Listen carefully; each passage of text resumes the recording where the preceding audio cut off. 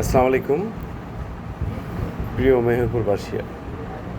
আজকে সকালে যে মর্মান্তিক সড়ক দুর্ঘটনা ঘটেছে, আসলে মেহেরপুর পুরাতন বাস স্ট্যান্ডে বিভিন্ন পরিবহনের কাউন্টারের থাকার কারণে ওই জায়গাতে বাসগুলি দাঁড়িয়েছিল, রাস্তার দুই পাশেই ছিল দাঁড়ায়ে।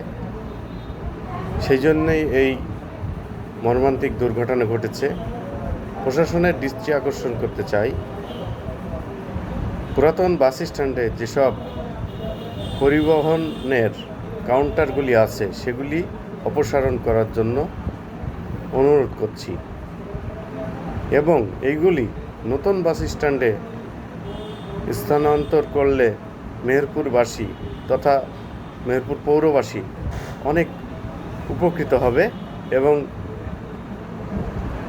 নাগরিকের জানমালের নিরাপত্তা নিশ্চিত করা যেতে পারে।